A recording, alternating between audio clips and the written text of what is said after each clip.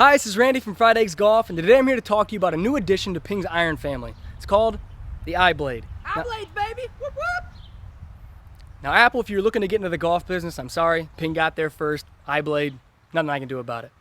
My very first impression of this iron when I took it out of the box was boing, because it is beautiful. It looks like a player's iron from the top. It's got a thin top line, thin bottom sole, little cut cavity in the back here, but other than that, there's just not a whole lot of aesthetics to it. It looks very plain, very simple, but I think that's actually a good thing considering most of these players that play these irons are looking for something clean, something simple, not a lot of noise to it. As I did a little bit more research, I realized that even though it is a muscle cavity back, blade style iron, it has quite a bit of technology in it, and it's hidden, and I'll get to that just in one second.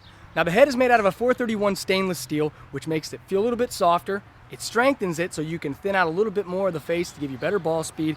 They've then taken that club head and given it a hydro pearl finish, which is just a fancy way of saying that the finish repels water. So when you play out of wet turf conditions, whether it be after a rain or dew in the morning, the finish repels water out of the grooves, away from the face, so you have better ball to groove interaction, giving you greater spin, giving you greater consistency through that spin. So now that we've broken down a little bit of the basics here, I do want to dive into the technology that's hidden behind the club itself. Now when you flip the club over, you can see the Elastomer Insert in the back. Now they've hidden it a little bit better than they have in past models, but what this does is it kind of dampens sound and it makes the club feel a little bit softer at impact. What it also does is, to make room for that insert, they've carved a channel out behind the face there that goes all the way almost down to the sole. And by doing so, they've thus increased ball speed on off-center hits and make the bottom of the club a little bit more forgiving so you don't lose much distance even when you don't hit it in the center. Now I know that seems like a lot of technology to pack into a blade iron, but there's actually a little bit more.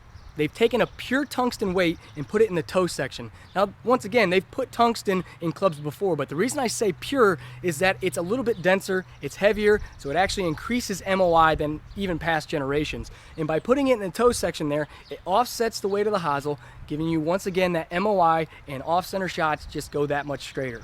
The beauty of the iBlade is you can actually combo set this with the I-Series. It's made out of the same 431 stainless steel. It has the same elastomer insert, so they're going to feel and they're going to perform similarly. And if you wanted to take the iBlade, put it in the short irons, take the I-Series, put it in the long irons, you can absolutely do that. And I don't think that you would notice much of a feel, I'll tell you here in a second after I hit it, but much of a feel difference between the two. So as always, I'm going to take it out here on my range. I got my GC2 launch monitor, Pro V1 X practice balls, and I'm going to hit 3 shots and break down the numbers for you afterwards and give you my opinion of what I think of the iBlade. Blades, baby!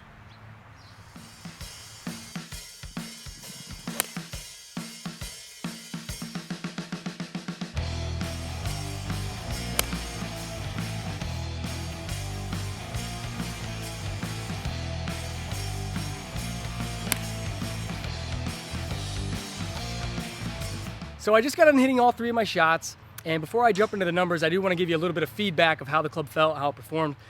It felt amazing. It felt like any forged muscle back iron when you hit it right on the screws, but you can mishit it and you still get the performance and you still get the benefit of the forgiveness with the technology I talked about earlier. So it looked great, it felt great. And something I forgot to touch on earlier is that they actually took a little bit of the heel away of the golf club. They ground that down, giving you a little bit more relief, which benefited me because the club itself was a little bit upright, 0.75 degrees, blue dot, and typically that makes it a little more draw bias. And for a short guy like me, I typically hook those and they go left. Now there was a little bit of draw to the ball that I hit today, but it was fairly straight, and I attribute a lot of that to the fact that there was less heel there to grab the turf and turn the club over. It felt great, it performed great, so I want to dive into the numbers and give you a brief breakdown. We can see there that the average ball speed was at 124 miles an hour, average launch angle at 19.6 degrees, average backspin rate of 71.07, average carry distance 170 yards. This is picture perfect for me as far as what I expect to see out of a 7-iron.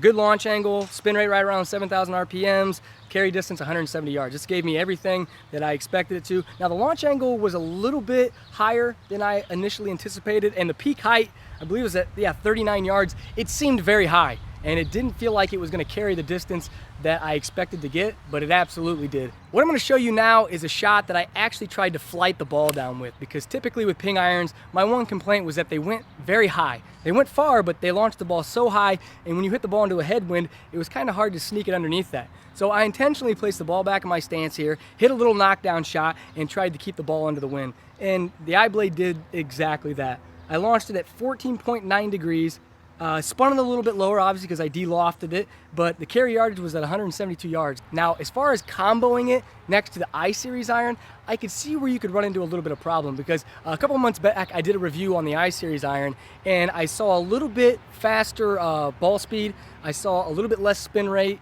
and I saw a little bit more distance. Now, a lot of that can be attributed to the fact that the I-Series, I believe to be a little bit longer and a little bit stronger lofted. Now, I can't be 100% sure because I'm actually testing this before the specs have been posted on the website. So I think that the I-Series are going to be about a degree or two stronger lofted, and I think that's why I saw a little bit longer, about 4 yards difference between the carry distance. Having said that, the iron felt and performed marvelously. I would recommend this to anyone who's looking for more of a player's iron but still offers a little bit of forgiveness. It's right in my wheelhouse as far as what I expect an iron to look like and what I expect it to perform. And it may be a new addition to my bag here in 2017. I don't know. I haven't decided yet. But if you get a chance, go into your local retailer, and I recommend that you try the iBlade. Yo, you gotta let me hit that iBlade, yo. That thing is sick.